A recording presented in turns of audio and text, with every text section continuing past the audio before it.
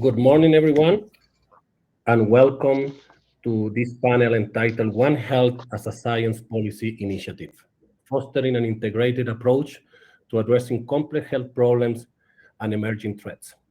Before we move forward, first of all, I would like to thank and acknowledge the Ontario Veterinary College at the University of Guelph, Dr. Jeff Witchell, its dean, for envisioning and proposing this panel, and also for inviting me to moderate this panel. My name is Francisco Lea Popelka, and I am the Beryl Ivy Chair in One Health in the Department of Pathology and Laboratory Medicine at the Chulis School of Medicine and Dentistry at Western University in London, Ontario. And I'm honored to be part of this collaborative effort with the Ontario Veterinary College, and also to be helping to moderate this panel with such distinguished colleagues. Uh, we move forward. I would like to have a brief land acknowledgement that I have prepared for this virtual session. As this meeting is virtual and we are not all gathered in the same space, I recognize an acknowledgement might not be for the territory that you are currently on. Therefore, I ask that you take the responsibility to acknowledge the traditional territory on and the current treaty holders. But most importantly, this is my personal view, to act to work towards creating inclusive and equitable policies that respect and value the lifestyle and traditions of indigenous people in the respective territories you are in. Thank you. So with this, briefly, in a couple of minutes before we start, before we give the opportunity to the panelists to introduce yourself, to briefly mention what this panel will focus on. One Health is a collaborative, multi-sectoral, and interdisciplinary approach aiming towards improving health and well-being, recognizing the key aspect of One Health, which is the interconnection or interdependence or link between humans, other animals, the environment, and this includes plants and different elements of our environment. And also the fact that One Health is a comprehensive, holistic approach which goes beyond just the traditional health sectors or professions, if you want. So the concept of stakeholders in different sectors of society, certainly including government, communication channels or sources, academia, scientists, people in the health sector, and most importantly, I would say the public, those affected communities or entities that we are trying to work towards improving health and well-being, are going to be very important during our discussions today, as this panel focus on how to translate science into policy. That's very much what we will be. And we are really, really fortunate to have six very applied experts that have worked, colleagues that have worked in different aspects in their careers, that were willing to share with us their experience, real world experiences today. So with that, I will ask our distinguished panelists to please introduce themselves, and I will start with Dr. Bernadette Dunham. Please go ahead, and then I will call your name. Thank you so much, Francisco. It's indeed an honor to participate on today's panel. My name is Bernadette Dunham, and I am with the Milken Institute School of Public Health at George Washington University in Washington, D.C., where my main focus is on One Health issues. I'm also serving as a member of the National Academies of Sciences, Engineering, and Medicine's Board on Agriculture and Natural Resources for a 3-year term, which finishes December 2022. I just completed a 3-year term serving as an advisor to the U.S. Food and Drug Administration's One Health initiative. I was with the FDA from 2002 to 2016, and during the last 8 years, I had the honor of serving as director of the Center for Veterinary Medicine. Before I began my government career, I was an assistant director with the American Veterinary Medical Association's Government Relations Division in Washington, D.C., working with members of Congress and their staff. And prior to coming to Washington, D.C., I was in academia at the State University of New York Health Science Center in Syracuse, New York. I enjoyed 4 years in private practice in Oshawa, Ontario, before moving to Boston, Massachusetts, to pursue my research interests in cardiovascular physiology. I received my DVM degree from the Ontario Veterinary College, University of Guelph, OVC 75, and my PhD from Boston University. And I'm currently residing in Virginia near the Blue Ridge Mountains with my husband, our 3 cats, and our rescued little border terrier who just turned 16 years young. Thank you. Thank you very much, Bernadette. Thank you very much. Glad to have you here. Sean, please go ahead. Sean Hillier.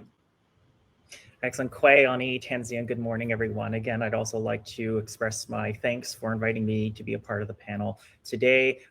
Grateful to be amongst such an great group of. My name is Sean Hillier. I'm a queer Mi'kmaq scholar and registered member with the Halapu First Nation on the East Coast in Newfoundland. I'm an assistant professor at the School of Health Policy and Management in the Faculty of Health at York University. I also serve as the York Research Chair in Indigenous Health Policy and One Health, and the Associate Director of the Center for Indigenous Knowledges and Languages. I currently chair the Indigenous Council at York University and sit on a number of boards, including the Native Canadian Centre of Toronto and the AIDS Committee of Toronto.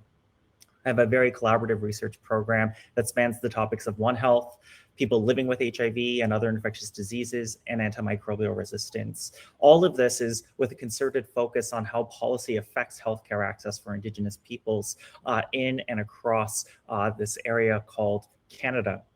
I've been very successful in receiving Tri-Council funding, including being funded by all 3 Tri-Councils with more than 10 external grants. All of my research is very community-based and community-driven, and I'm very excited to talk about those projects with you today. Thank you.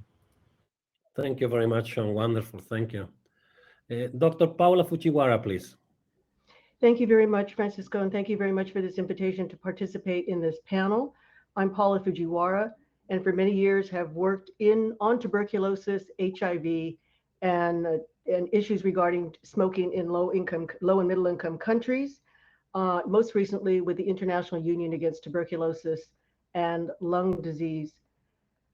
I'm on the unceded land of the Ramaytush, and this is now known as San Francisco. So I will say more when I give my presentation. Thank you. Thank you very much, Paula. Dr. Scott Weiss, please. Thanks, Francisco. I'm Scott Weiss. So I'm a veterinary internist, infectious disease specialist. Do a range of issues on the animal side, but also getting to the human-animal interface. Focus on emerging diseases, antimicrobial resistance in a variety of species. And the One Health concepts and the wonder of being in the veterinary world is we have a lot of species to work at in this big ecosystem that we call animals. I'm a professor at the Ontario Veterinary College. I'm Chief of Infection Control at the Ontario Veterinary College Health Sciences Centre, and I direct the University of Guelph Centre for Public Health and Zoonoses. Along with that, I work with a lot of groups nationally and internationally on a lot of issues relating to One Health, particularly antimicrobial resistance, such as the Tripartite Global Leaders Group on AMR. Thanks. Thank you. Thank you very much, Scott. Please, Dr. Baljit Singh. Thank you very much. Greetings to all of you, and really pleasure to be in this group this morning talking about One Health and the discussion around that. I'm a veterinarian, graduated from Punjab Agricultural University in India, and did a PhD at Guelph in '94. Postdoctoral training at Texas A&M and Columbia in New York. I've been a professor at University of Saskatchewan from '99 and served as Associate Dean Research and Advisor to the Provost on Teaching, and was Dean of Faculty of Veterinary Medicine at University of Calgary for 4.5 years or so, and did come back to University of Saskatchewan in this new role as Vice President Research in February this year. One Health has been pretty close to our hearts, and we have been discussing it for a while. My take on One Health has been that people who are currently in their various roles, they may not have as much capacity to cause the change that we need, but we can do so by educating the next generation of leaders in various disciplines to implement the collaborative concept of One Health in their thinking, in their work, and in solving complex problems. So for me, it's a combination of doing research on large, complex system-based problems, and also the education piece, which is how we can redefine the pedagogy to advance One Health. Thank you very much. Thank you very much, Baljeet. And lastly but not least, Dr. Maryland, please. Good morning. Thanks very much for having me here today on the panel. It's really an honor to be here. Wanted to acknowledge the land from which I'm speaking to you today is the traditional unceded territory of the Algonquin Anishinaabe people. I am the Executive Director of the Animal Health Directorate, which is in the Policy and Programs branch at the Canadian Food Inspection Agency. And I'm also the Chief Veterinary Officer and OIE Delegate for Canada. I graduated from the Ontario Veterinary College at the University of Guelph with a degree in veterinary medicine and a couple of postgraduate degrees in veterinary immunology and business administration. I began my veterinary career in mixed animal practice here in Eastern Ontario. In 2002, I joined the Veterinary Drugs Directorate at Health Canada and held various positions there, including Director General. And last year, I joined the Canadian Food Inspection Agency as the Executive Director here of the Animal Health Directorate. As CVO, or Chief Veterinary Officer, I'm in charge of leading efforts to manage current and emerging disease threats in order to protect animal health and human health, and to maintain international trust in Canada's inspection and certification systems in support of market access. As the OIE delegate, I represent Canada internationally. Participation in the OIE standard setting process for the development and adoption of animal health standards and guidelines. I work to ensure that the standards are appropriately and consistently implemented in Canada, and I'm also responsible for notifying the OIE of reportable animal disease occurrences in Canada. Thank you. Thank you very much, Mary Jane, and thank you very much to all the panelists for keeping everything on time. We are doing excellent on time, and as everyone can see, the audience here, we have not only a distinguished group of panelists, but also a very diverse experience, and also diverse in terms of their roles, the institutions, and the current positions that they are all. So with that, this leads us to the third part of our panel today, which is the first main topic. Each panelist will have 3 minutes to present, discuss examples or personal experiences regarding past and current challenges and successes when trying to implement interdisciplinary One Health approaches into real-world scenarios in their particular locations or where they have conducted work from their current and past institutions. So as I say, it's 3 minutes. I will have a little music here, very pleasant music in case somebody's going over time, just to remind you to wrap up if you could. And that will be the coach rather than me raising hands and things like that. And also to make it a bit more interesting, we will start with Bernadette, switching people, so it's not always the same order. I will keep things on track here. So Bernadette, since you were the first one, you were resting for the last 10 minutes, you can go first, and then I will just be calling people. Go ahead, Bernadette. Thank you. Thank you, Francisco. Okay, I'm going to discuss what I've been doing at the university first. One of the main challenges was getting the word out about One Health to both faculty and students when many had not even heard about One Health. The opportunity to give lectures on the topic not only gained their interest, but their enthusiasm for One Health. And this was especially true of the students, our future ambassadors for One Health. I was so proud to see the students not only establish a George Washington University Students for One Health group, but they also competed in the 2016 inaugural International Students for One Health Day competition. And they were one of the 3 winning teams.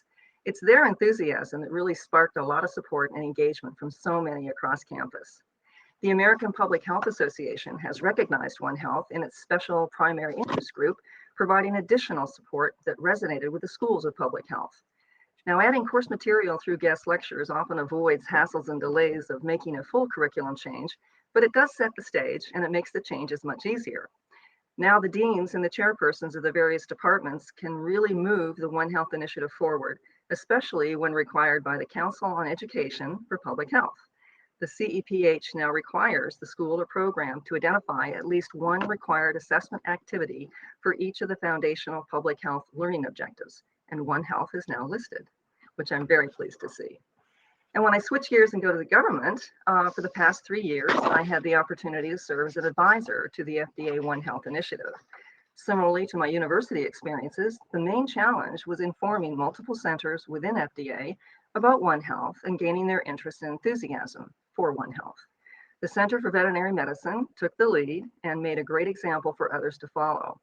The one thing that made it easy was that people wanted to volunteer and get engaged because One Health topic meant something important to them, and their enthusiasm took it to the next level. We established a series of committees. We held One Health symposiums, both internal and external, developed recognition awards, and upper leadership from all the centers participated on the FDA One Health Steering Committee. They established a full charter with roles and responsibilities. And having full support and active engagement by the FDA commissioner really made standing up a One Health program possible. And I just want to mention, just hot off the press, on November the 1st, 2021, Senator Dianne Feinstein, Democrat from California, has submitted to the National Defense Authorization Act for fiscal year 2022 a reasonable and useful amendment. It's Amendment 4087, and it will strengthen our nation's public health security by establishing a One Health Center of Excellence at FDA. I'll talk about this more when we get into the next session, but I am so thrilled to see that happen. It's fantastic. So there's a little bit about what I've been doing. Thank you. Thank you very much, Bernadette, and that's really speak to what I was saying. Not only the expertise, the knowledge, but the timely efforts that you. There is the music. The timely efforts that you all guys are doing, and I really appreciate that you are sharing those fresh news. Thank you very much. Absolutely fantastic. Since Bernadette was talking a little bit about academia, I would like to call Baljit, please, if you could share your experiences, since you also mentioned something about what you have been doing at the University of Saskatchewan. Thank you, Baljit. Thank you very much. Really very inspirational to hear from Bernadette about the amendment that Senator Feinstein has introduced. Look forward to that development.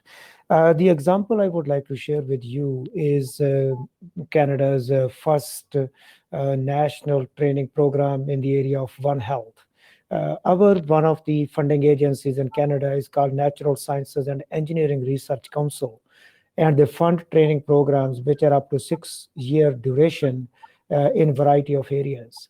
In 2011, we formed a partnership between all the 5 veterinary schools in this country, some medical schools, public policy programs, Canadian Food Inspection Agency, Public Health Agency of Canada, and 3 private companies, including Novartis, to make an application to get funding for this particular program. We were successful, and we launched a program called Integrated Training Program in Infectious Disease, Food Safety, and Public Policy.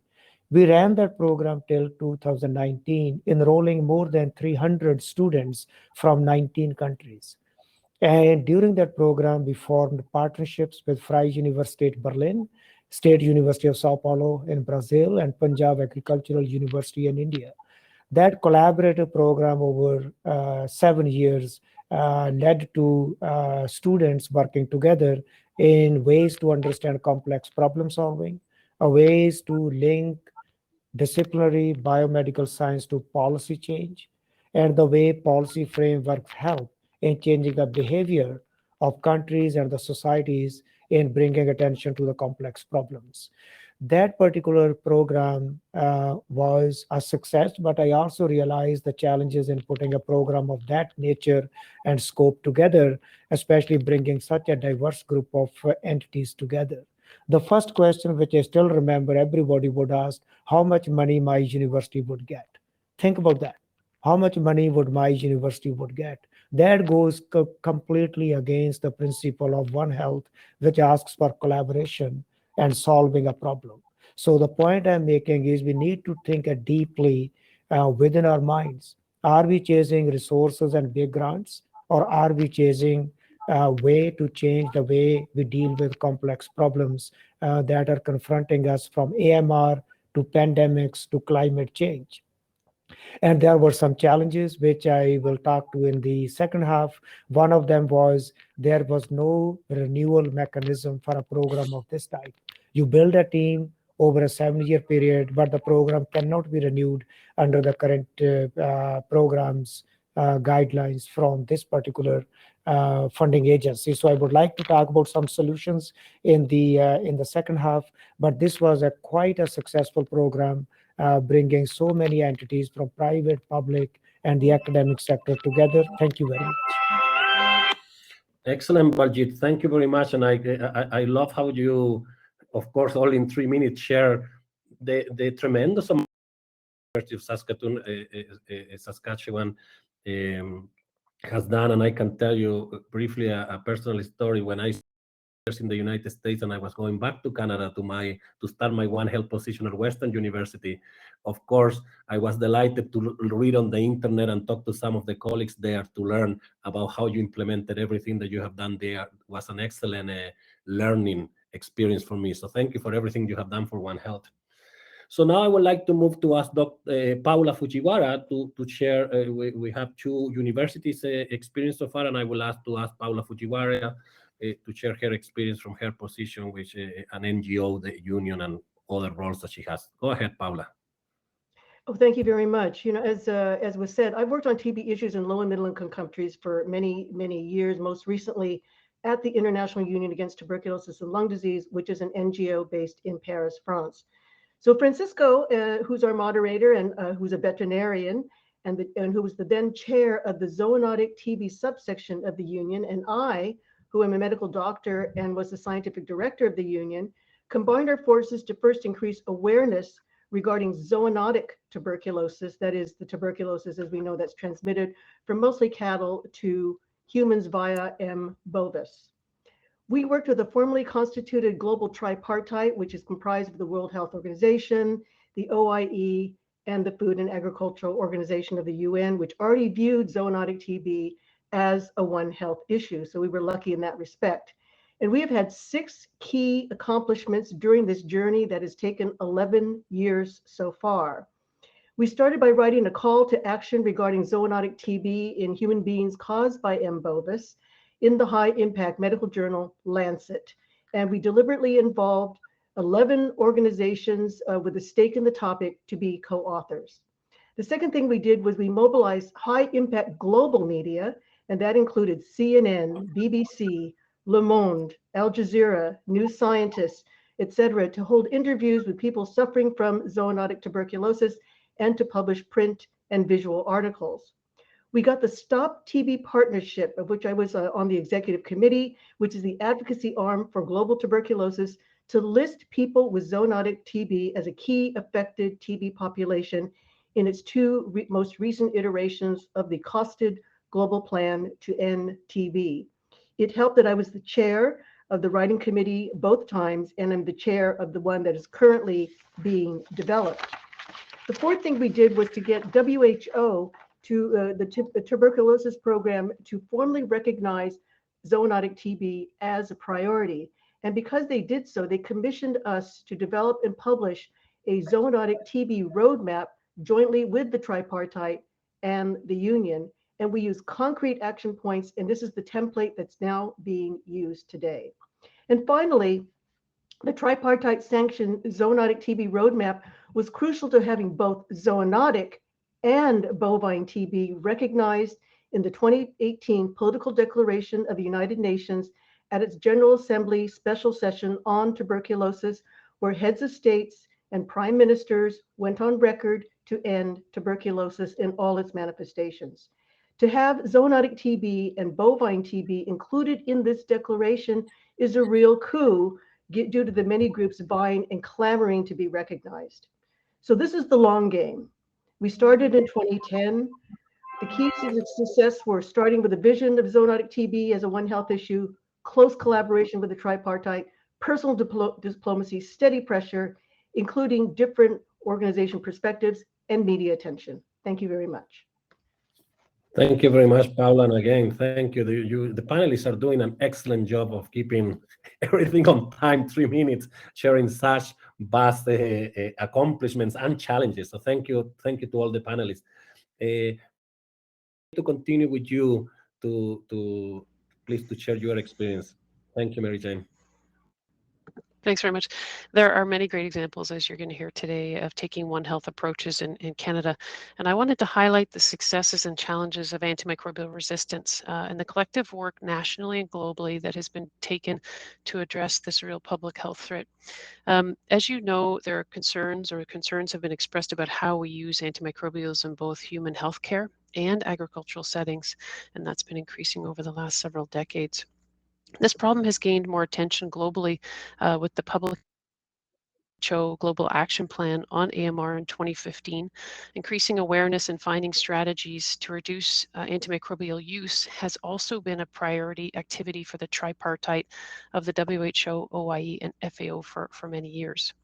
Here at home, we've made great strides in Canada to bring together key stakeholders to identify concrete actions which are needed to improve surveillance, promote responsible use, and foster innovation. And one of the successes, I think, is the regulatory and policy changes that were introduced for veterinary drugs by Health Canada several years ago.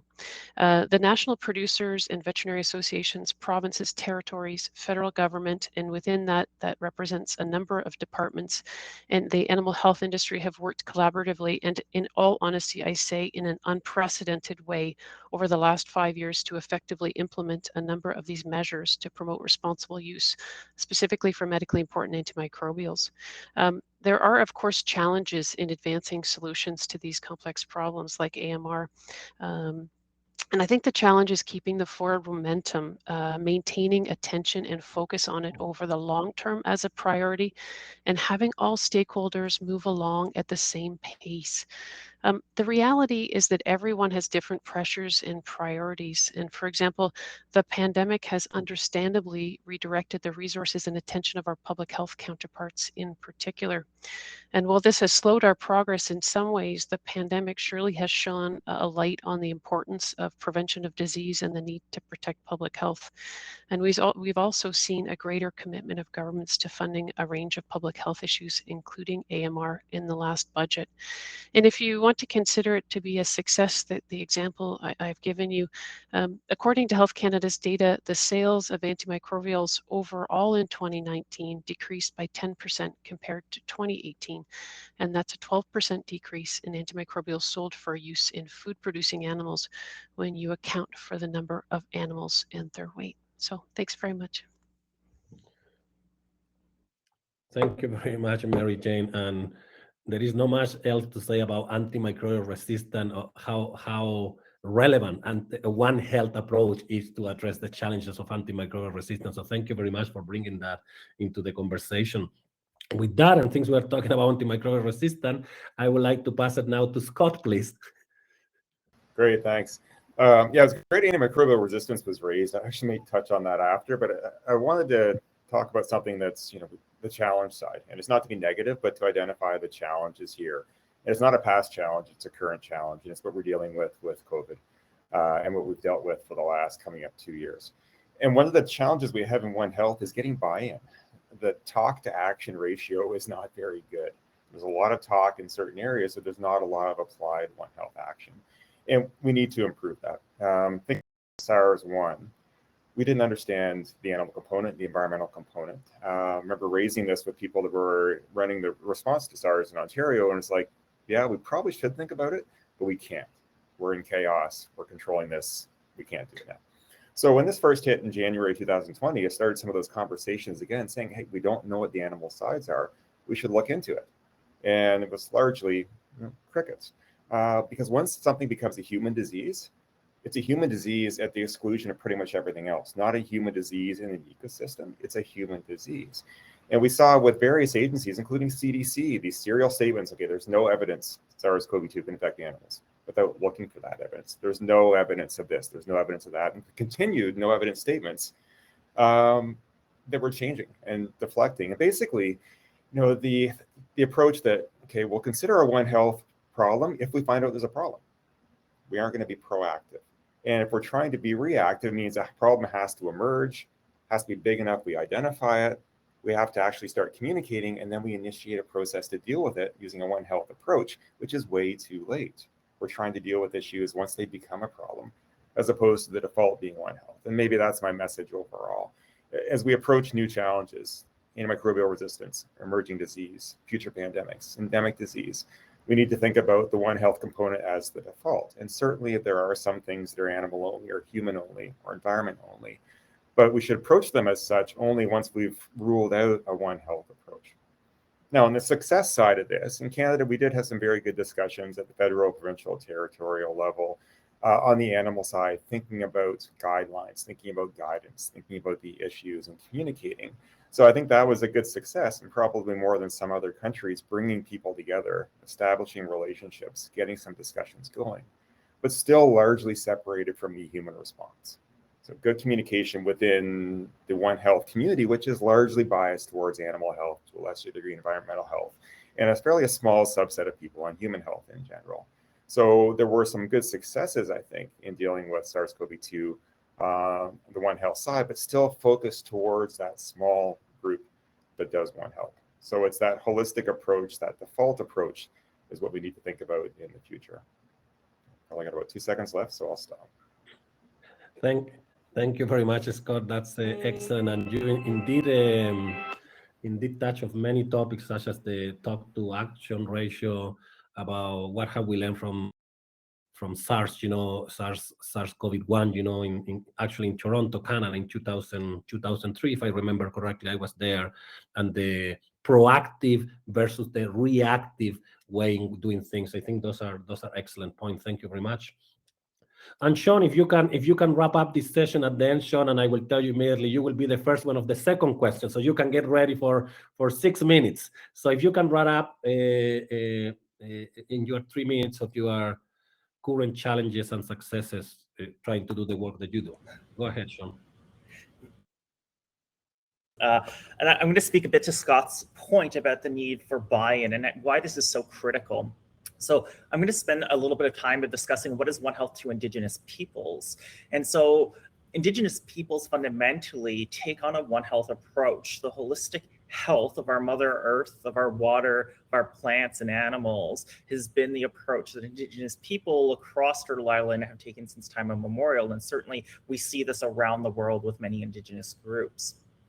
That cannot have and sustain our health without having a healthy earth in which we live. And so specifically within the Greater Toronto Hamilton area, we have a treaty called the Dish with One Spoon Wampum Belt Covenant, which teaches us and makes very clear that we as humans have a responsibility to care for our earth and to not overhunt and not overproduce off of our lands if we want to all live here for the next 7 generations. And so I'm going to talk a little more specifically about implementing surveillance programs across the North and how our Indigenous peoples and knowledges, i.e. their ways of knowing and being implemented into these types of programs. A very recent comprehensive review of One Health surveillance activities across the North shows that while many programs say that they're engaging with Indigenous peoples as they undertake substantially zoonotic surveillance across the North, they do so in very passive ways. So they're not actually going in to work with Indigenous communities to take up Indigenous knowledge in the planning and execution and then in the delivery of programming. Instead, what they do is that they come in, they may do a sharing circle with some Indigenous folks and then call it a day and say that, we've engaged ethically with Indigenous people. In some of our forthcoming research, we discuss how taking an interdisciplinary approach to One Health, how this is in line with almost all traditional understandings of One Health when we look at it from an Indigenous perspective. So how can we work with local Indigenous peoples who are there in order to implement One Health activities, which take up which take place both on traditional territories or that may have passive or direct impacts on Indigenous people. And we see substantially that anything dealing with animals, especially as we move more into the north, has direct impact on Indigenous peoples and their engagements. And so we have to understand how Indigenous data and whether passively or directly is being collected and used within these programs. And what we've been hearing is around looking at how surveillance programs and when they're engaged with communities, how they have mandatory reporting and how this reporting can create hesitation for communities and cause concern. We know that communities have been harmed gravely by the mandatory reporting and very strong reactions by the government that they consider to be overreach or overreaction that prohibits, in some cases, the hunting of traditional food. The hunting then, when it can be banned, impacts livelihood, the ability for them to then make traditional art, etc. And so how are we using the people who live, work, and hunt on the land as knowledge brokers of changing the environment so that they can be our first line of defense for finding and detecting environmental and animal health issues? And right now we're working on a large program that is called like an Inuit surveillance program that's going to be developed by Inuit for Inuit, and how we engage in that knowledge. So my end take from this is that when we listen to Indigenous peoples and when we listen to their needs, we see better outcomes. And we see this across the spectrum of whether it be environmental health, animal health, or human health, that Indigenous people must be a part of that conversation as we continue to move forward. And I'll talk about that more in my next piece. Thank you very much, Sean, and thank you for bringing the. I mean, at least for a person like me, and I'm sure all the panelists and people in the audience, that the fact that actually Indigenous communities, not only in Canada but across the world, they do have that deep inherent respect of the land, and other beings. And as Dr. Calvin Schwabe said, a pioneer in One Health, even before it was called One Health, that we really, as humans, we really need to start better understanding our role in a larger system, and not just being so human centric. So thank you for bringing that, and to move to the second phase, to the second part of our questions or main themes for this panel. Sean, I would like to continue with you since you brought this topic, and start the second round that will focus on the panelists sharing with us various ways in which interdisciplinary health research and work can be supported the best and incentivized in the future. So look into the future with everything that you have shared with us so far, the challenges, the successes, the experiences, the needs, the failures with some examples clearly. So with everything that we know so far, moving forward, how can we incentivize and support this interdisciplinary One Health type of approach or work, especially if you may focus turning these things into action via policy? So we can focus on the policy part. What are your thoughts on that? And again, each panelist will have 3 minutes, and the music will go 15 seconds before. We are doing absolutely wonderful by the minute in time. So thank you very much, panelists, for doing such a good work. Sean, if you can start with this, focusing on how can we incentivize the translation of all this excellent work into policy. Go ahead, Sean. Thank you. And I think the only social scientist on the panel, this is something really important and near and dear to me. And really, this comes back for me about who gets a seat at the table and in the governance of these things, and who gets voice and whose voices are missing from these tables. So we know that including Indigenous peoples are a main part of the work that we need to move forward as we talk about One Health, because I think many times I look around One Health tables and I see, substantially we're missing the environmental folks at the table. So we're very animal heavy, we're very human heavy. Sometimes we're missing the environment, but then as I continue to look, I think we're missing some really other important community voices that need to be at these tables if we're truly taking a One Health approach. I see and hear many times that people sidestep anything Indigenous, especially within research and government policy practice, because doing anything Indigenous can be extremely difficult. We know that people lack knowledge around how to ethically engage with Indigenous peoples, and therefore they just say, oh, this is too difficult, so we'll leave those voices out for now and we'll create a program that, you know, is easier to do. So we need to have policies both at the bureaucratic level, but also at our state level that mandates this type of work of engaging with the people who are impacted by this, especially when we see Indigenous people are impacted by climate change in more drastic ways than others. And so how do we see the people at the table having the voice at the table?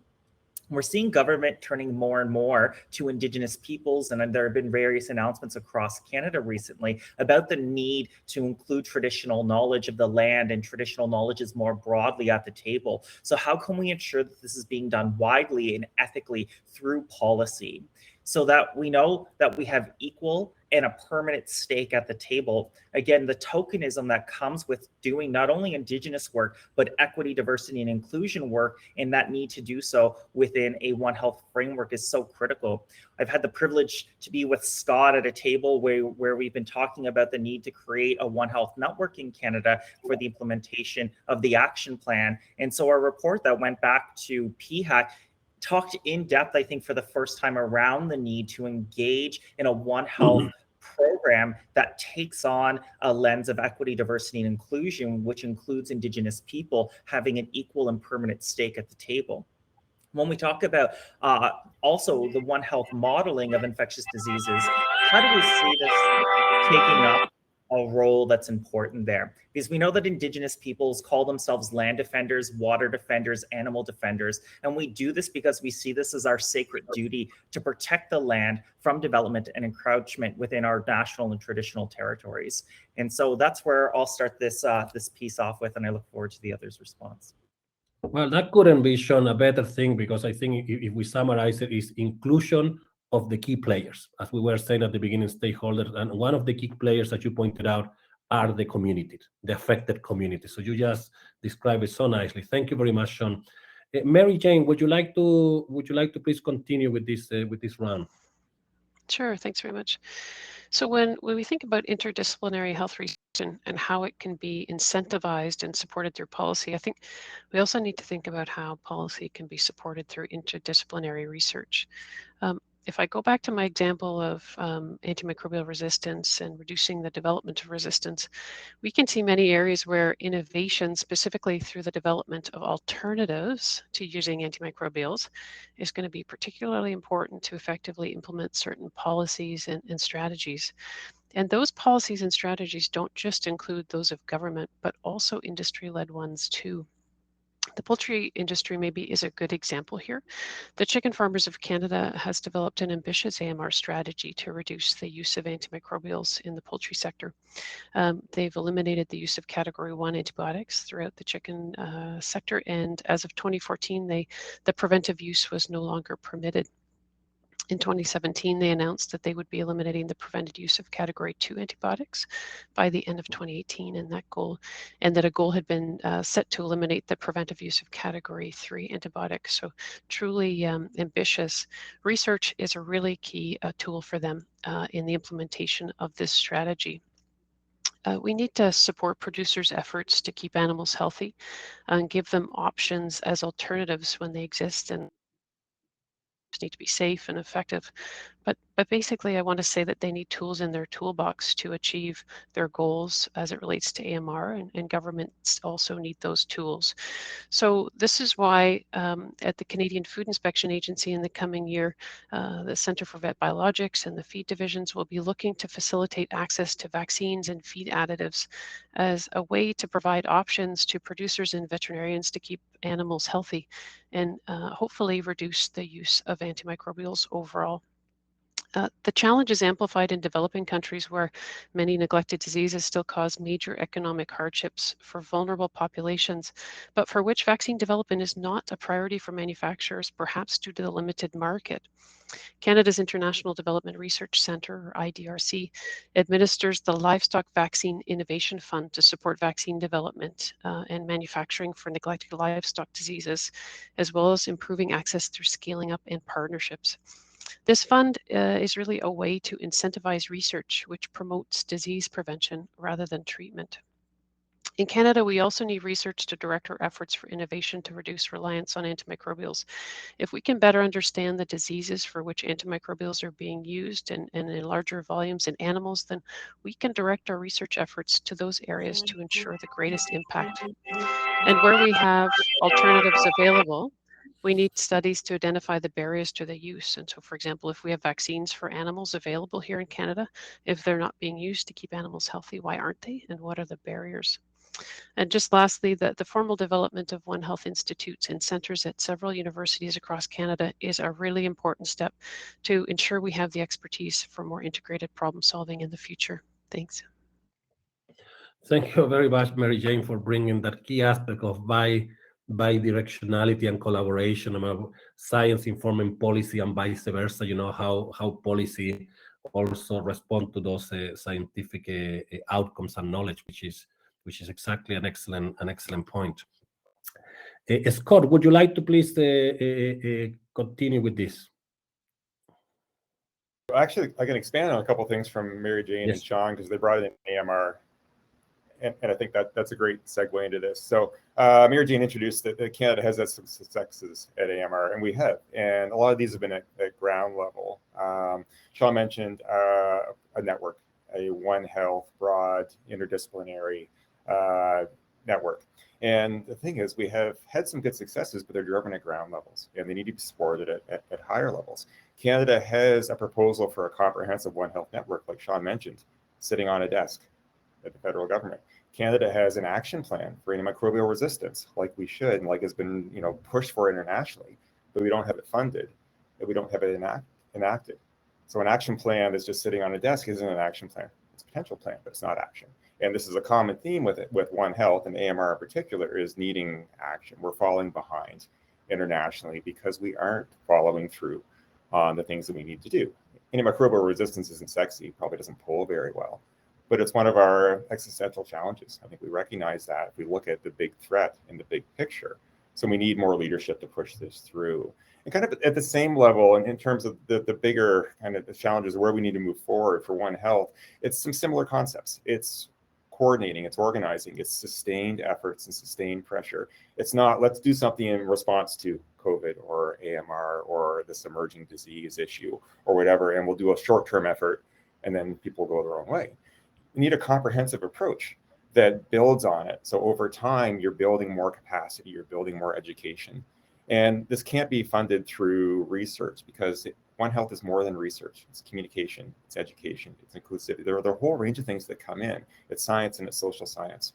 And it doesn't fit under typical funding mechanisms or short-term programs. We need a national network, something that brings people together at a sustained level, irrespective of what's going on, because we don't know what the next threat is going to be. And we don't want to have to gear up the relationships, the networks, the communications, the backbone every time we have a new challenge. And we also want to have that there for all these lower level ignored endemic issues. We have a lot of them that relate to One Health, and they don't get the attention, which means they don't get action. So if we have an organized network that can handle those, that can be prepared for future challenges and be more be more diverse, be more responsive, be more flexible, be able to respond to challenges. I think that's really what we need. We need to get the sustained effort that's going to be, hard funded, core funded, long-term activity, getting people to the table so we build the relationships and we don't have this being, siloed or dominated by the One Health side or the animal side or other sectors within different populations. So coordination and action, I think, are really what we need. Thank you, Scott. Absolutely, I agree with you, and I think the word that I will highlight from what you said is action towards and communication. I think communication is the key. And as One Health has been progressing since officially named One Health in 2008, physicians, veterinarians, agriculture, the environment has been coming into a war. But I think that the role of communicators, and policymakers it needs to come stronger, exactly as you point out. And since you point out that part, I would like to call now on Paula, please, to share her vision on the way forward and perhaps some examples. Thank you, Francisco. I'd like to bring in Sean's concept of key players in this presentation. And given the increased visibility of One Health in its inclusion in the recent G20 meetings, Francisco and I are now using the successful lessons that we've learned from Zoonotic TB to address other topics of public health importance. So we have begun discussions with the Asia Pacific Cities Alliance for Health and Development, which is known as APCAT, from its ongoing successful work on decreasing tobacco use, and this is funded by Bloomberg Philanthropies. This is a consortium of 78 mayors in 13 Asian countries, and this is particularly strong in Indonesia, and they're looking to expand beyond tobacco. We are focusing on mayors because they control implementation of activities in their jurisdictions. And since many rabies cases are in Asia, and there is a proven strategy that focuses on dog vaccination, it has been promoted to them as a fairly easy win from both a health and political standpoint, makes them look good. So we've identified 3 key strategies: advocacy, collaboration, and implementation for action at the local level.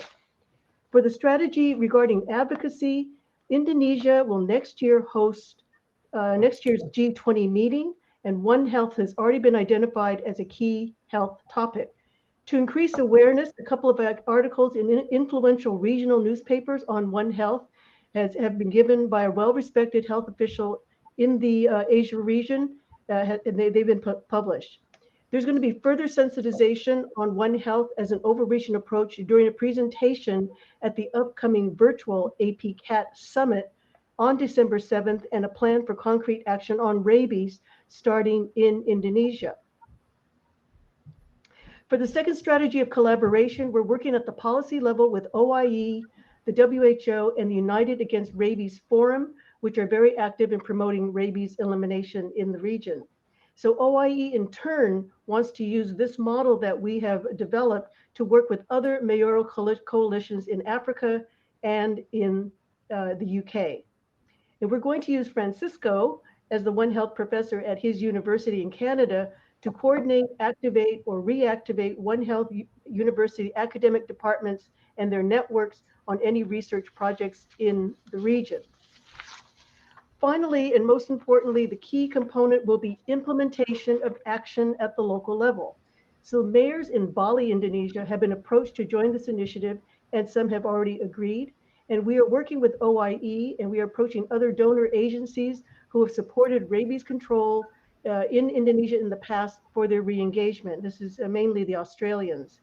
And while a quick win in Bali would be a great incentive, overall success will entail a multi-pronged approach at global, subnational, and local levels. And as with zoonotic tuberculosis, we need to accept that this effort will be in for the long haul. Thank you. Thank you very much, Paula, for sharing that those ongoing efforts that actually you have been leading, and I thank you for inviting me to be part of this wonderful group of people working with proven success on tobacco, working with the politicians in the field in Asia, and now we can translate that effort into rabies. So thank you for that opportunity, and thank you for that for sharing that with us here today. So to start wrapping up this, we have 2 more panelists. We will go with Bernadette, and then we will close up with Baljit. Bernadette, if you could share your visions for the thank you. Thank you so much. Excellent presentations and discussions to date. Well, there have been many lessons that have been learned from the COVID-19 pandemic, and the world is understanding how important it is to bring multiple disciplines to the table, to collaborate and work together to resolve the challenges facing us today. The world leaders have embraced a One Health approach, and this is going to encourage others to follow suit. As just mentioned, from the G7 summit as well as the G20, Very specifically in section 16, it said, we endorse the G7 Carbis Bay Health Declaration and the G7 Health Ministers Communique and the concrete actions outlined to ensure all countries are better equipped to prevent, detect, respond to, and recover from health crises, including in alignment with the international health regulations. We place particular emphasis on improving integration by strengthening a One Health approach across all aspects of pandemic prevention and preparedness, recognizing the critical links between human, animal health, and the environment. And I think the 2030 Agenda for Sustainable Development from the United Nations also requires a One Health approach to be successful. Governments and private sector together are stepping up to make this happen. It is about collaboration. It's going to be cost savings. It's going to help reduce turf, lower the silo walls, and enhance sharing of data. And I still believe legislation makes a big difference. As I mentioned earlier, there are about 7 bills moving through the US 117th Congress as we speak. And I mentioned the National Defense Authorization Act for fiscal year 2022, to which we've also had Advancing Emergency Preparedness through One Health Act amended into Division G on Global Pandemic Prevention and Biosecurity. This has received bipartisan support, which is critical. We have come a long way in having Congress embrace and support a One Health approach to the challenges we face today. And the benefits of a multidisciplinary approach are being understood now by all sectors of society. And we need those public-private partnerships to be successful. We also have seen many schools of public health develop their One Health graduate certificates, One Health MPH programs, One Health PhD programs. And I think all of this is helping us move from a reactive to a preventive approach. But we also have to build back trust in science. We've seen that really go down with the pandemic and the failure for people to listen to the facts and seek to understand and focus on our public health officials. We really have a lot of work to still do, but a One Health approach can help us, I think, get there. And very quickly, I think I have time, but when I mentioned the idea of having a focus on a One Health Center of Excellence, they really want this to develop the programs and health strategies for research, monitoring, prevention, and responding to the public health threats, be they zoonotic disease outbreaks. They want to encourage a new office to conduct and support research to better understand emerging public health threats with zoonotic disease outbreaks or biological, chemical, and radiological threats. And we have to be able to help support recruitment and training for personnel engaged in any of this One Health approach. And we need to facilitate collaboration with relevant federal and state agencies, our tribal nations, state and local public health veterinarians, and wildlife officials. And until we bring them all to the table, as Sean mentioned, until we learn how to listen, first seek to understand, walk in someone else's shoes, it's going to be a challenge. But I think a One Health approach is going to be our solution. Thank you. Thank you very much, Bernadette. Absolutely. I will get back now that we are finishing, since you mentioned, if you have time, but you wrap it up. Excellent there again with the word collaboration and perhaps implicit there sustainability and comprehensively approach things in the future with all those key stakeholders with proper communications and collaboration. So thank you for bringing that. And to finish up this theme, Baljit, please, could you please do the closing remarks and then we will start the open 20 minutes discussion. Go ahead, Baljit. Thank you very much. So a couple of points. Number one, the One Health as it's currently practiced, it mostly comes out of veterinary medical programs. Colleges of medicine in Canada have not been participating in One Health. So whenever we take an idea to Ottawa and we say One Health is the interface between animal, human, environmental health, the deputy minister looks at you, say, so where are the deans of medicine in it? So we have to somehow find a way to create that collaborative. And what we are doing is that essentially we are turning One Health into a public health. One Health is a concept in which we need to educate students so that when they get into positions of influence, it is practiced across disciplines, across departments, across agencies. I give you an example of a new One Health concept-driven program called Global Genome Editing for Food Security and Environmental Sustainability. I'm a co-PI on it out of McGill, and we have CFIA, Agriculture Canada, CropLife, and a bunch of private sector entities and public policy people working to educate another cohort of students. That takes me to the point about funding. Scott said we need to create a One Health network. Well, Canada had a program called Network Centers of Excellence. That program has been phased out. There's no mechanism to fund large-scale networks in this country. Now, how do we do that? A year and a half ago, in 19 fall, German foreign minister convened a meeting of about 50, 70 people in Berlin. I was in that meeting. They said they are going to move this topic to G20, G7, and use it as a plank of the foreign policy that Germany practices in around the globe. So they picked up the planetary health, One Health as a principle to use there. In Canada, we need a policy framework to create sustainable funding mechanism. The three federal funding agencies, which are NSERC, SHRC, and CIHR, the One Health spans all across three of them. Those three agencies do have a mechanism called Tri-Council Program Secretariat that funds large-scale programs like CFREF and CERC. We need to advocate at the federal level to create a One Health mechanism within that Tri-Council Program Secretariat so that the social sciences, human health, and the animal health funding could flow out of that. Unless we have a sustainable funding mechanism, we will continue to operate at a small scale, at a local level, and always worrying about where the next tranche of money is going to come from. I will stop here. I look forward to ideas and suggestions from our audience as to how we can move it forward. Thank you very much. Thank you very much, Baljit, for bringing that excellent. I mean, you brought many points such as funding, the main agencies in Canada, and as well at the beginning that you are absolutely right. One Health so far since 2008 has been vastly dominated by the veterinary sector. I will say, and that's one of the reasons why I was so excited to go back to Canada and to a medical school as a veterinarian, to be there in a medical school at Schulich of School of Medicine and Dentistry at Western, to start the first One Health program, undergraduate program in a medical school. And of course, it comes with challenges, but I think you're absolutely right. One of the key players is the academic medical sector, the medical institutions in Canada and across the world. There is some significant room for improvement there as well. So thank you very much for bringing that point there. All right, so with that, we have ended on perfect time again. Thank you very much, the panelists, for doing a fantastic job. And now the panel is open to the audience. We have a fluctuating around 50 people, so that's excellent. If they can type their questions on the live question and answers icon here at the bottom of the screen, that will be great.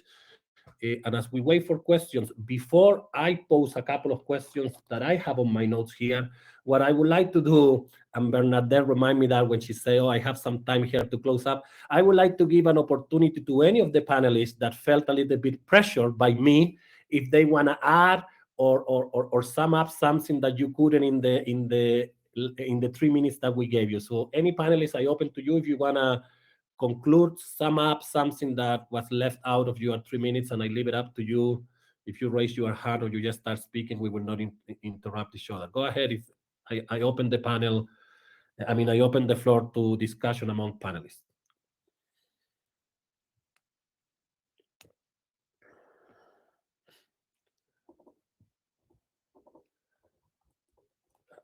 And if there are none, I have a couple of questions, and I'm checking here. Baljit, go ahead. Well, since nobody was speaking, I thought I should say something. And again, I want to go to the point about the pedagogic change that we need to do. If we continue to educate our students in public policy, health sciences, veterinary medicine, environmental, in their own disciplines, and never create an opportunity for them to come together, we are going to keep on getting the type of leaders as we have been getting in the past and we are getting now. The system-wide change, one of the most important opportunity that we have is in the universities, the type of program which is being created at Western, for example. It is not a very cost-heavy thing to do to create a mechanism for undergraduate and the graduate students to come together. Once these young minds move into positions of influence in the next 5 to 10 years, the system will take care of itself. And I wonder if that is one of the opportunities that universities can do among themselves, to create programs and offer those to students. I know there's quite a bit of work underway, but still when a veterinary college creates a One Health certificate, it is again tagged with veterinary medicine, not as a true One Health, which is between medicine, policy, environmental sciences, and so forth. So maybe that's one of the questions which I keep on asking myself. What is it we can do to create a better learning experience for our students? Thank you. And Francisco, maybe I could expand Belgi's previous comment about the engagement of the medical side.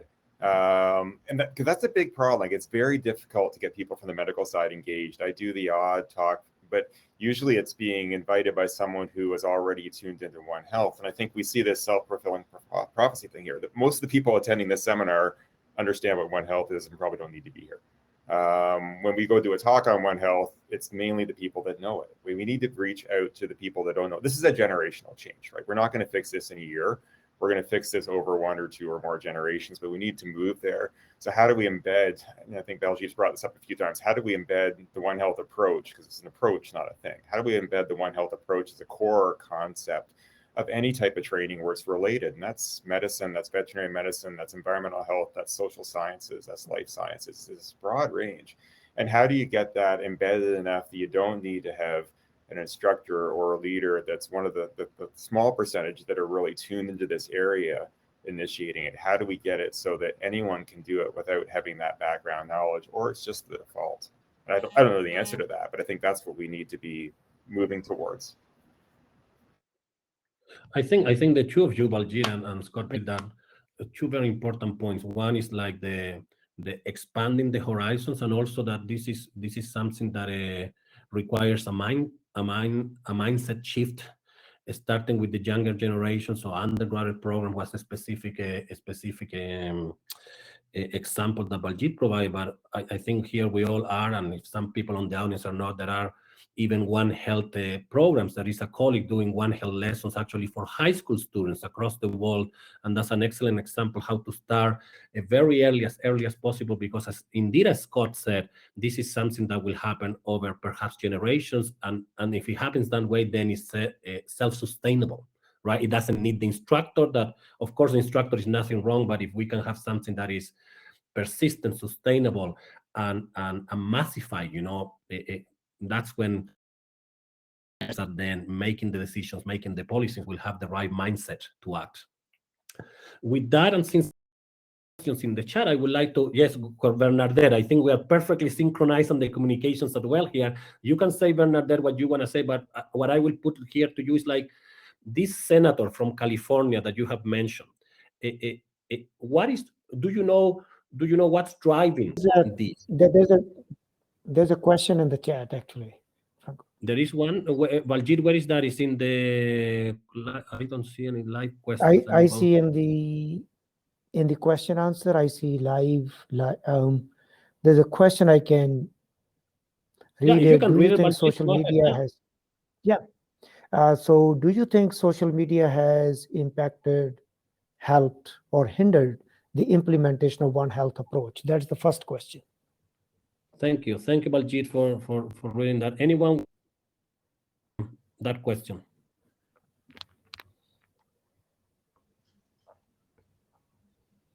Paula, go ahead.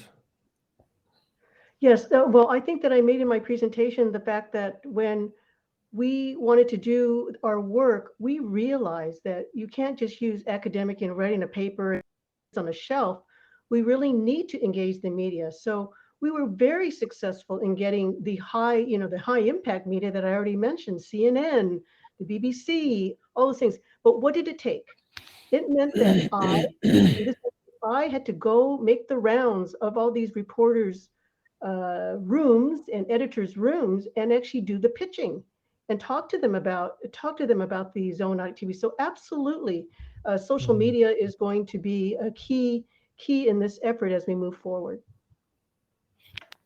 Thank you, Paula. Sean, I will give it to you now. I can see the questions here, and after Sean, we will give it to Bernadette. That you wanted. Sean, go ahead. I will read the questions right now.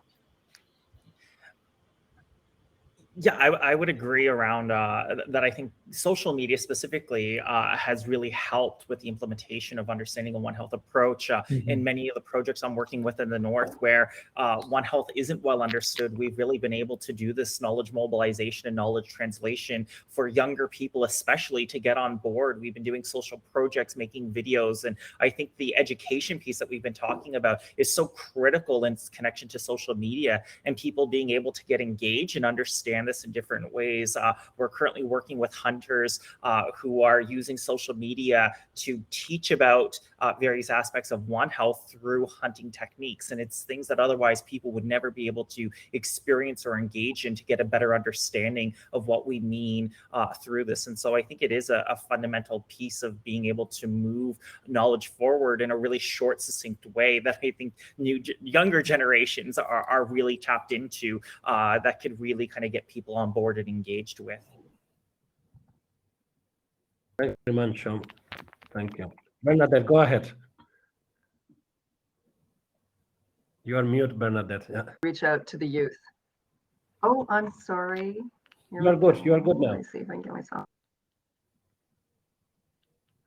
I just want to say I do agree. It's so important to get this information out to the youth and to have them. Whoops. Okay. Can you hear me now?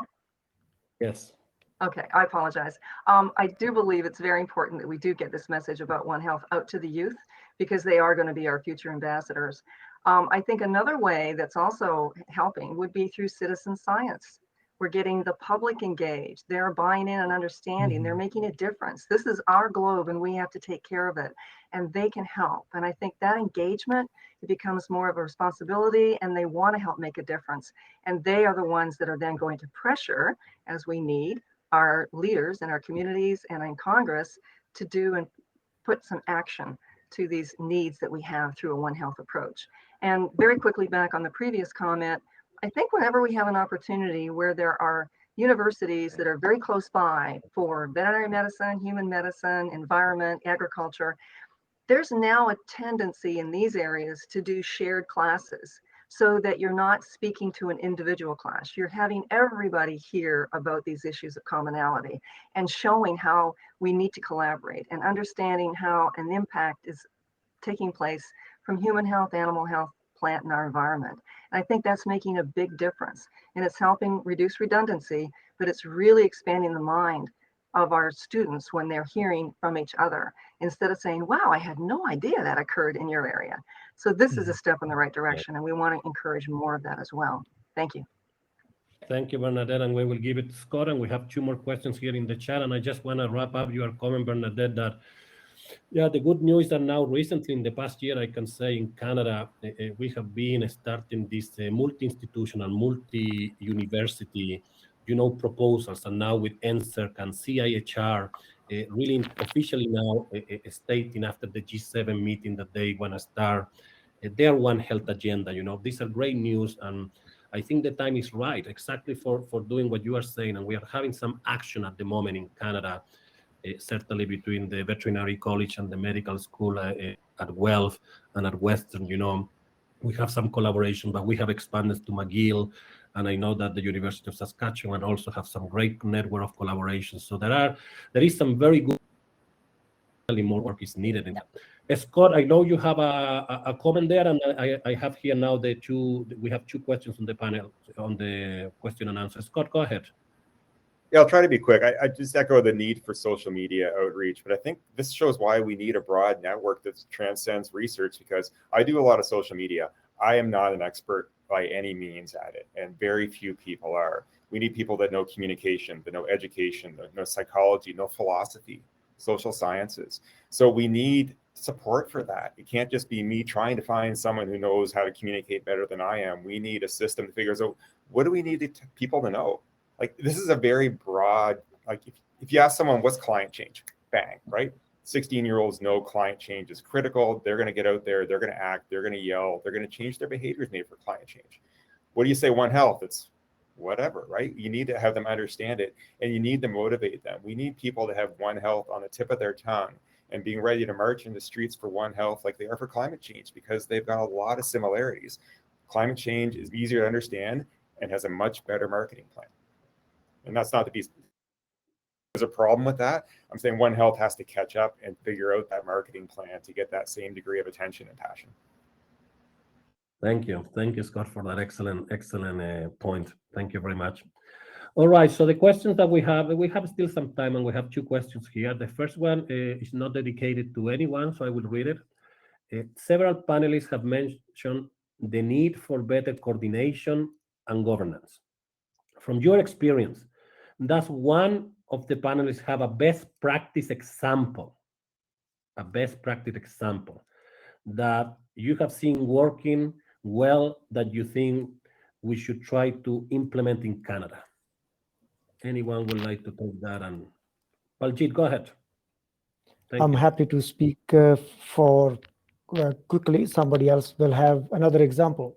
Working in this space and developing two large training programs in partnership with the federal, private, and the provincial entities. And Dr. Andrea Ellis, if she's the one from CFIA, would know some of the history of those programs.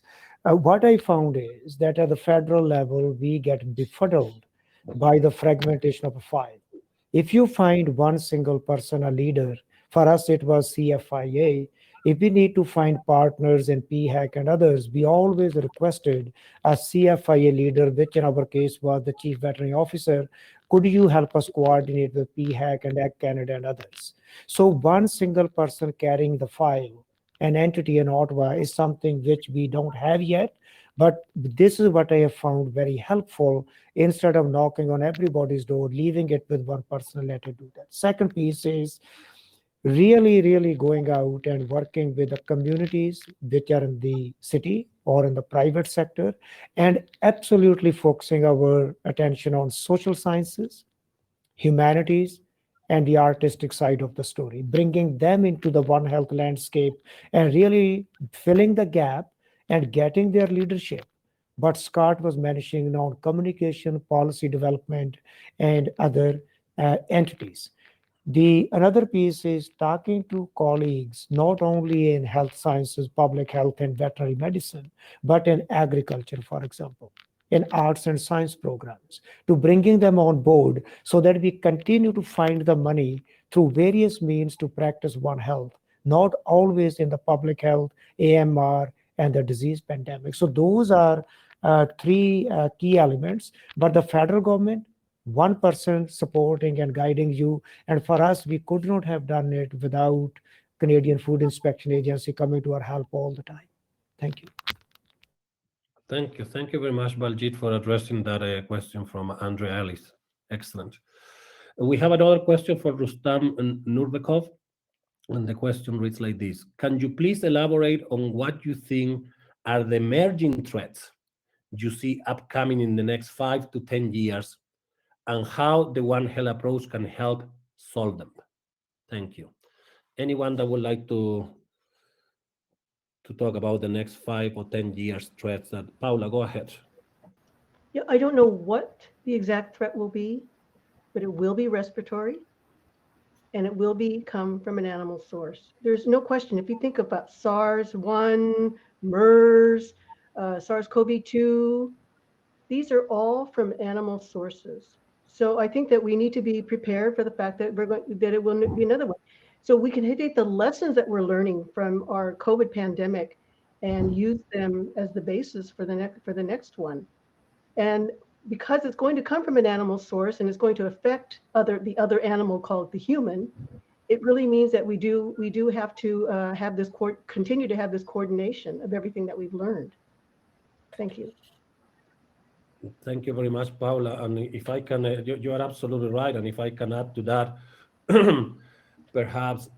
perhaps not an emergent ones, but I will call it a persistent ones that is so basic, which goes to water availability, water safety, and food availability, not only food safety, but also food security.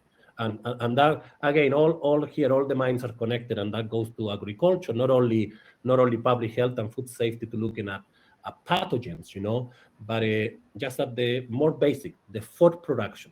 how agriculture operate, how that connects with the environment, with wildlife species, going back to what Paula mentioned about the potential emergent new threats of pathogens, respiratory pathogens.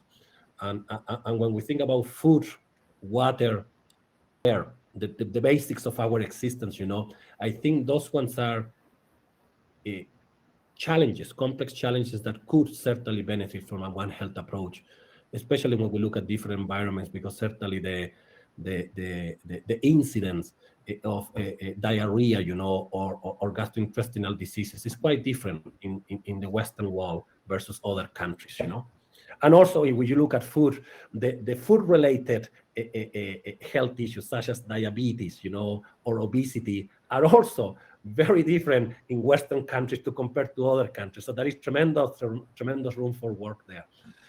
All right, so we are 10 minutes before the end. We have the honor to have the Dean of the Ontario Veterinary College here having a comment, Dr. Wichter. Thank you very much for joining and having the comment here. Let me read it. Thanks for an amazing panel. Post-COVID, we seem to be investing in vaccines and therapeutics, admittedly important, but not in prediction and prevention of future disease emergencies. This is hard and very One Health problem. How do we encourage Canada to take a more cross-sector fire prevention approach rather than the fire extinguisher approach? Thank you, Dr. Jeff, for that excellent comment. Anyone would like to start wrapping up this session, answering that? Some of the comments that we have discussed here before had addressed that, but anyone wants to make a final comment on that more proactive, preventing approach rather than extinguishing fires?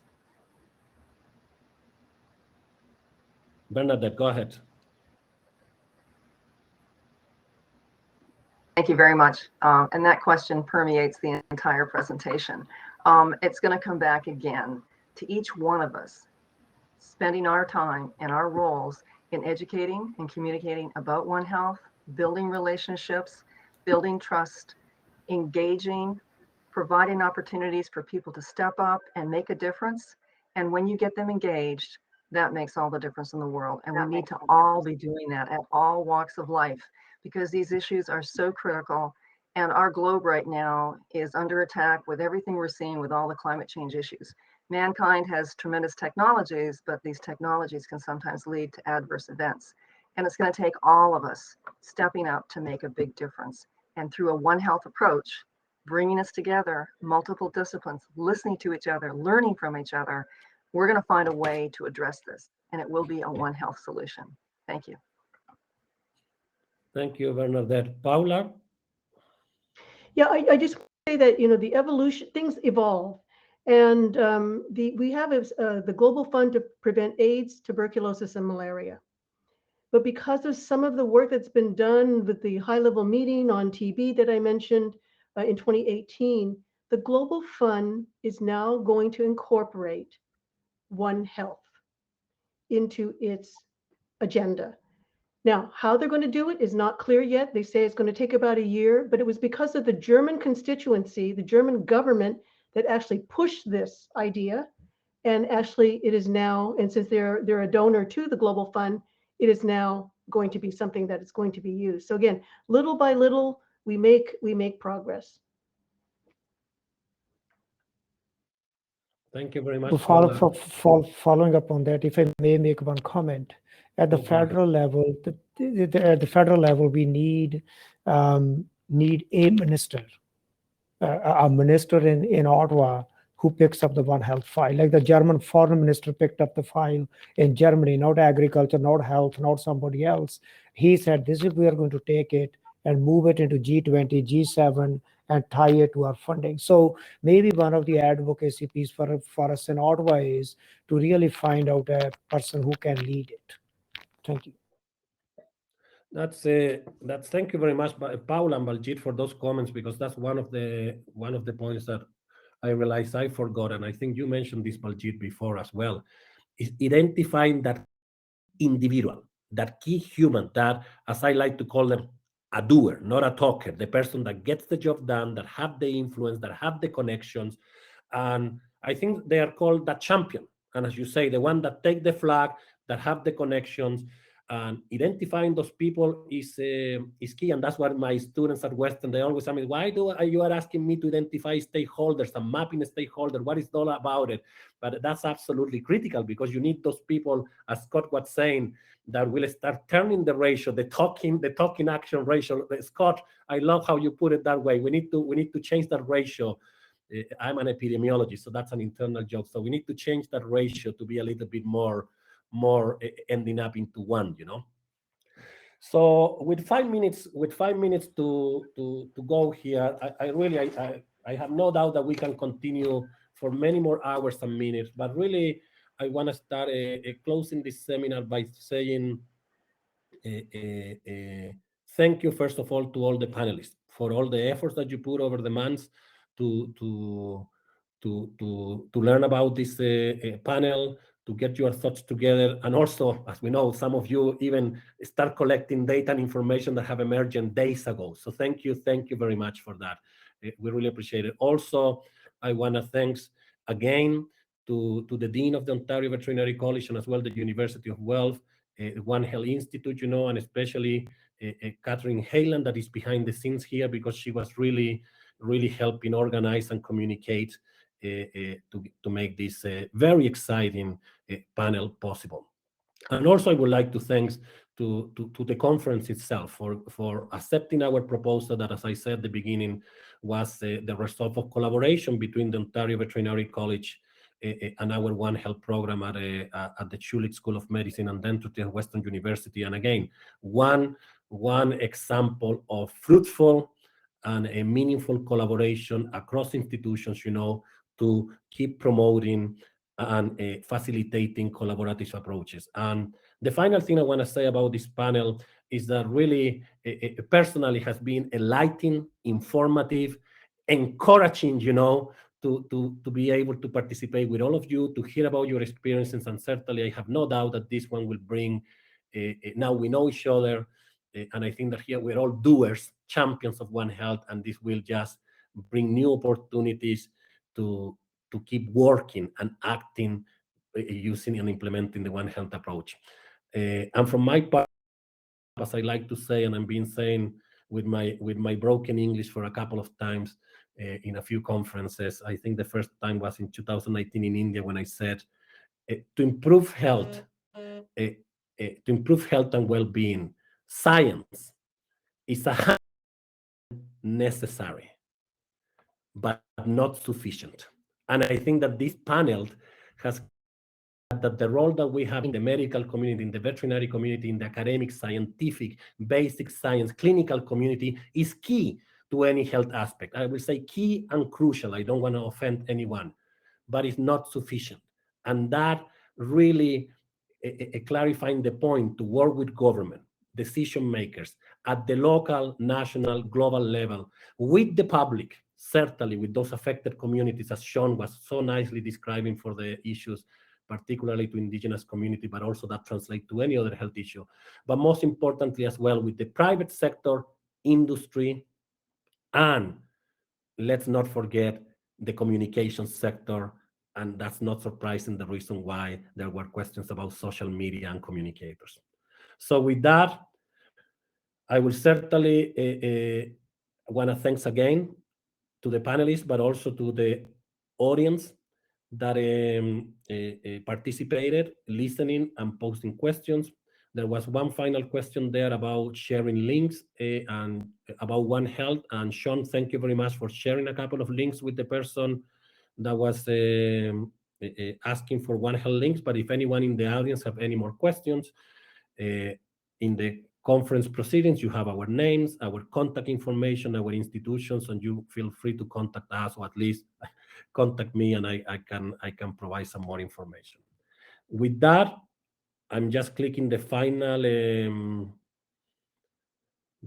link here that I'm seeing. I'm seeing multitasking here, seeing some bubbles popping in my computer.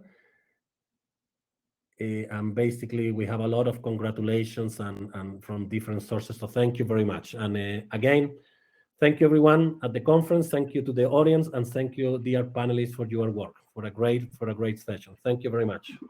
I wish you all the very best, Thank and I you. hope we keep connected.